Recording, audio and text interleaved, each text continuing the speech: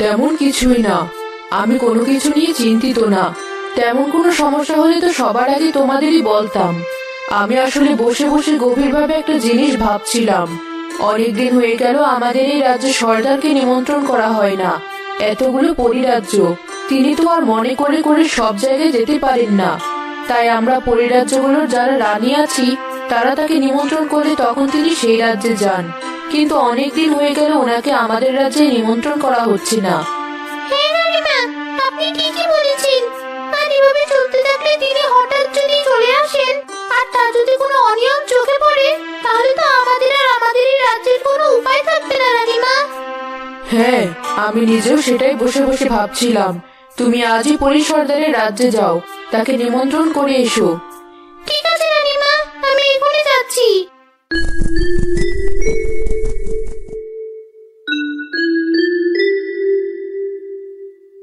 আমার সালাম নেবেন সর্দার বুড়ি। আশা করি আপনি ভালো আছেন। আমাদের রাজ্যের পরিরানী আপনাকে নিমন্ত্রণ জানিয়েছেন। আপনি অভয় দিলে আপনাকে আমাদের রাজ্যে নিয়ে যেতে চাই। হ্যাঁ, তাই চলো।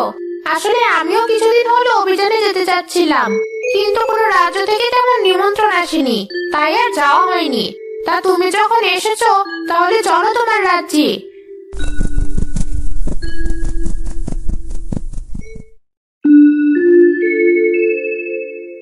মা, আমি কয়েকদিনের জন্য পৃথিবীতে যেতে চাচ্ছি। কয়েকটা দিন থেকেই ফিরে আসবো। কিন্তু তোমার এখন সেখানে যাওয়া হবে না, কারণ আমাদের রাজ্যে সর্দার পরে আসছেন। তিনি এসে তোমাকে না দেখতে পেলে খুব রাগ করবেন। আর শুধু রাগ নয়, কি করে বসবেন তা কেউ জানে না। তাই তোমার এখন কোথাও যাওয়া হবে না। এখন আমাদের রাজ্যের সব পরিরাজ্যে আছে বলেই আমি ওনাকে নিমন্ত্রণ করেছি। আর এই সময় যদি তুমি বলো তুমি এখন থাকবে না, তা হবে না। কারণ তোমার জন্য বাকি সবার বিপদ হতে পারে নীলপরি। এমনিতেও তুমি সবসময় কিছু না কিছু ঝামেলা করো। তাই তুমি পরিরাজ্যের রাজকুমারী হলেও কেউ তোমাকে তেমন পছন্দ করে না। এই জন্যই তোমার এই রাজ্যে আমার থাকতে ইচ্ছে করে না। আমি এখানে সেখানে ঘুরে বেড়াই। পৃথিবীতে আমার অনেক ভালো লাগে। কেউ যখন আমাকে পছন্দই করে না, তাহলে আমি এখানে কেন থাকবো? আমি এখানে থাকবো না। আর সর্দারপুরে এতদিন পর আসছেন, এত পরীর মাঝে আমার কথা তার মনে থাকবে না। তুমি নিজে থেকে আমার কথাটাকে কিছু বলো না। আমি এখন আসছি মা, কিছুদিন পর আবার আমি পৃথিবী থেকে ফিরে আসবো। শোনো নীলপরি, আমার কথা শোনো, যেও না এভাবে। রাজকুমারীর কথা শোনো। হে উপরওয়ালা, এই কেমন পরি বানিয়েছেন আপনি? এ মেয়ে আমার কোনো কথা শুনে না। পরিরাজ্যের আর কোনো পরি এমন নয়, কিন্তু আমার মেয়েটাই কেন এমন হয়েছে? মা, ঘরে আমার অনেক গরম লাগছে। শীতল পাটিটা আমার কাছে দাও। উঠোনে গিয়ে বসে থাকি। উঠোনে বেশ ঠান্ডা।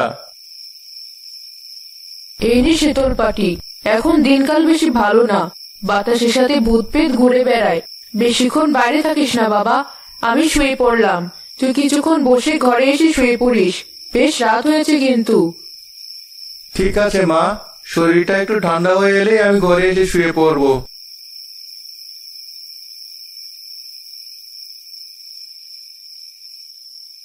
বাহ, বাইরে বেশ সুন্দর ঠান্ডা বাতাস। আজকের আকাশটাও কি সুন্দর পরিষ্কার। কোনো মেঘ নেই, শুধু চাঁদ আর তারাগুলো জ্বলজ্বল করছে। বাইরে না এলে রাতের এই সুন্দর সময়টা কাটানোই হতো না। মনে হচ্ছে এমন সুন্দর আকাশ এর আগে আমি কখনোই দেখিনি। আরে, ওই তারাটা মনে হচ্ছে বাকি তারাগুলো থেকে বেশ কিছুটা বড়। এত বড় আবার তারা হয় নাকি? এ কি, ওই তারা তো মনে হচ্ছে ধীরে ধীরে নিচের দিকে নেমে আসছে।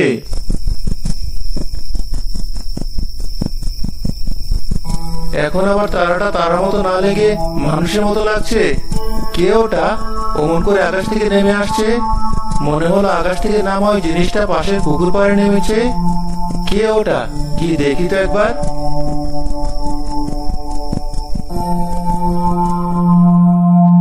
যাক, অবশেষে পৃথিবীতে এসে পৌঁছালাম। এই পুকুর পাড়টা আমার ভীষণ প্রিয়। আজকের রাতটা এখানেই কাটাই। সকালের দিকে উড়ে পাহাড়ের দিকে না হয়ে চলে যাব। আরে, ওটা তো মনে হচ্ছে একটা পরী। ও তো বলছে সকালেই চলে যাবে। যে করেই হোক, ওর সাথে বন্ধুত্ব করতে হবে। তাহলে একসময় আমিও পরীদের রাজ্যে যেতে পারবো। শুনেছি পরীদের রাজ্যে কোনো কিছুর অভাব নেই। এই যে শুনছো, কে তুমি? আর এত রাতে এখানে কি করছো? কে তুমি? তুমি এখানে কি করছো? আমি নয়ন, এদিক দিয়ে যাচ্ছিলাম, পাশেই আমাদের বাড়ি। তোমাকে এখানে দাঁড়িয়ে থাকতে দেখে এগিয়ে এলাম। এখানে এত রাতে দাঁড়িয়ে আছো কেন? জানো এখানে শাকচুন্নি আছে, তারা তোমায় দেখলে মেরেই ফেলবে। কিন্তু আমার তো আর কোথাও যাওয়ার জায়গা নেই।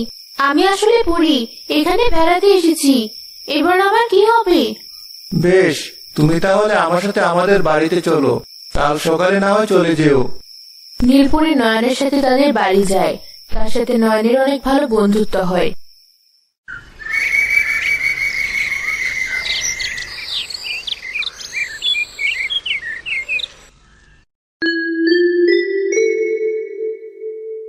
সর্দার পরি, আপনি এসেছেন।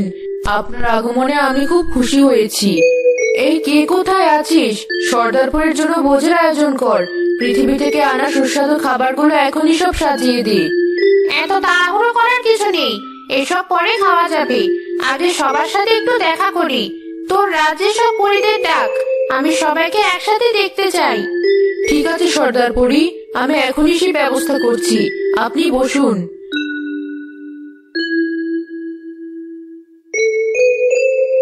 সর্দার পরি, সবাই চলে এসেছে। সত্যি কি সবাই চলে এসেছে? আর কেউ বাকি নেই? না, আর কেউ বাকি নেই। আমার সাথে মিথ্যে কথা? তোর এত বড় সাহস! তোর নিজের মেয়ে নীলপরি এখানে উপস্থিত নেই, আর তুই আমাকে বলছিস সবাই আছে? তোরা ভুলে গেছিস আমি পরি সর্দার? তোদের সবার থেকে বেশি শক্তিশালী আমি। ক্ষমা করবেন সর্দার পরি, আমার ভুল হয়ে গেছে। এমন ভুল আর কখনো হবে না। আসলে সে পৃথিবীতে গেছে। আমি তাকে অনেক আটকানোর চেষ্টা করেছিলাম, কিন্তু সে আমার কোনো কথা শুনেনি। আর সে এই সময় পৃথিবীতে গেছে শুনলে আপনি রাগ করবেন বলে আপনাকে আমি কিছুই বলিনি। দয়া করে ক্ষমা করবেন আমাদের। আমি তোকে কোনো ক্ষমা করব না। তুই আমাকে মিথ্যে বলেছিস, আর এর শাস্তি তোকে পেতে হবে। আমি অভিশাপ দিচ্ছি, তোর রাজ্যে সব পরি কালো হয়ে যাবে। তোরা কেউ এই রাজ্য থেকে লজ্জায় বের হতে পারবি না। আসছি আমি।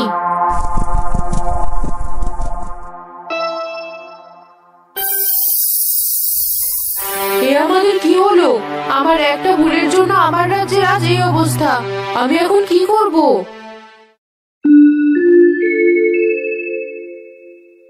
এ কি নয়ন, তোর ঘরে ওটা কে?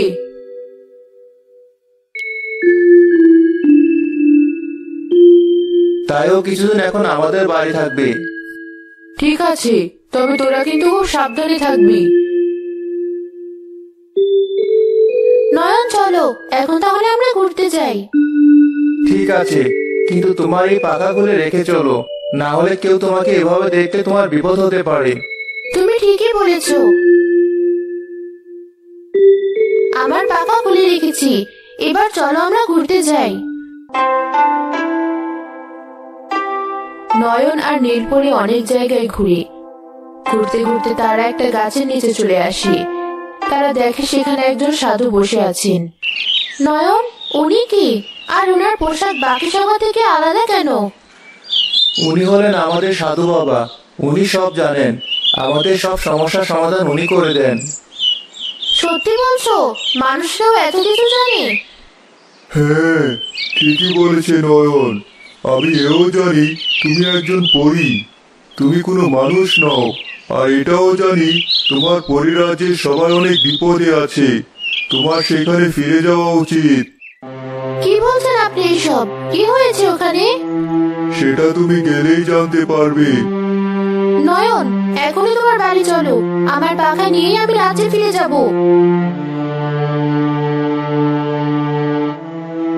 আমাকেও নিয়ে যাও, আমি তোমার বিপদে তোমার পাশে থাকতে চাই। আমার প্রয়োজন হলে আমি নিজেই তোমার কাছে চলে আসবো বন্ধু। এখন বিদায়, আবার দেখা হবে।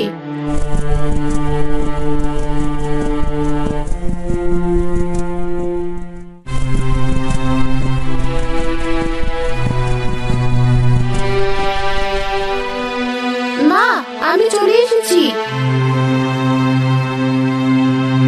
এ কি অবস্থা হয়েছে তোমাদের? এসব কি করে হলো? কেন ফিরে এসেছো তুমি? তোমার আর এই রাজ্যে কোনো জায়গা হবে না। এসব কিছু হয়েছে তোমার জন্য। তুমি এসব কি বলছো মা? আমি তো কিছুই বুঝতে পারছি না। আমাকে বলো কি হয়েছে?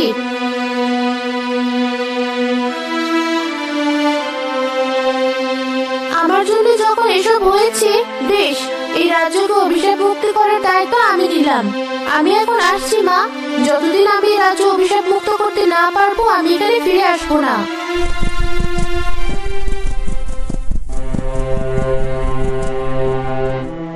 এ কি নীলপরি, তুমি আবার ফিরে এলে যে? কি হয়েছে? নয়ন, তুমি আমাকে সাহায্য করো। আমার ওই সাধু বাবাকে প্রয়োজন। তুমি আমাকে নিয়ে চলো। আমার মনে হয় উনি আমাকে কোনো উপায় ঠিক বলে দিতে পারবেন। কিন্তু আমাকে বলো কি হয়েছে। আগে আমাকে নিয়ে চলো, তারপর তোমাদের একসাথে সব কথা বলবো। বেশ, চলো তবে।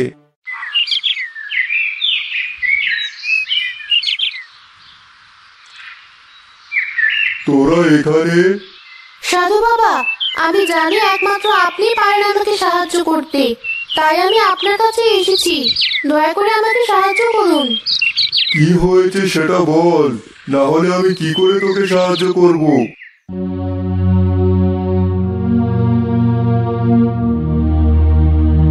এর একটা মাত্র উপায় আছে।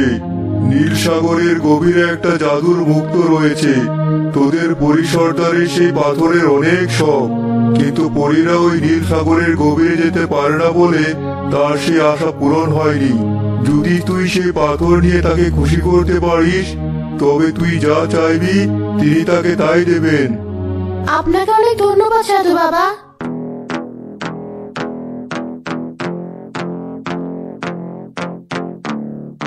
উপায় তো পেলাম, কিন্তু এই পাথর আমি কি করে আনবো?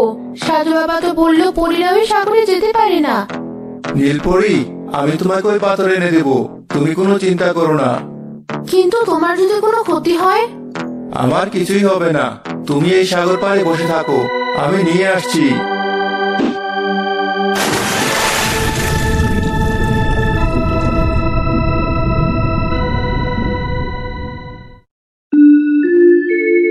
তুমি সত্যি আমার জন্য সেই পাথর নিয়ে এসেছো? বলো তুমি কি চাও? নীলপরি, তোমাকে আমার অনেক ভালো লাগে, আমি তোমাকে বিয়ে করতে চাই। আমি চাই সারা জীবন তুমি আমার সাথে থাকো। আমি এখন আসি নয়ন।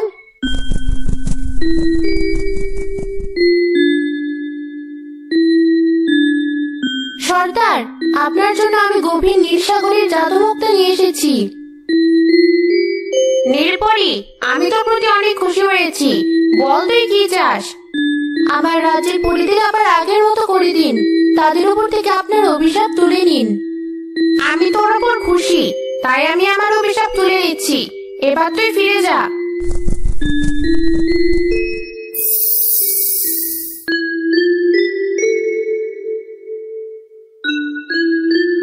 মা, আমি আমার দায়িত্ব পালন করেছি।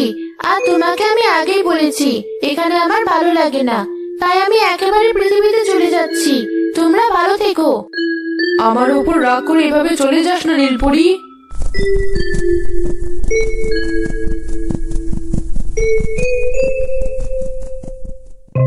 আমি এসেছি নয়ন। আমিও তোমাকে বিয়ে করে একেবারে পৃথিবীতে থেকে যেতে চাই। সত্যি বলছো? হ্যাঁ, আমি সবকিছু ছেড়ে একেবারে চলে এসেছি। পরিরাজ্যে আর যাবো না। এরপর নয়ন আর নীলপরির বিয়ে হয়।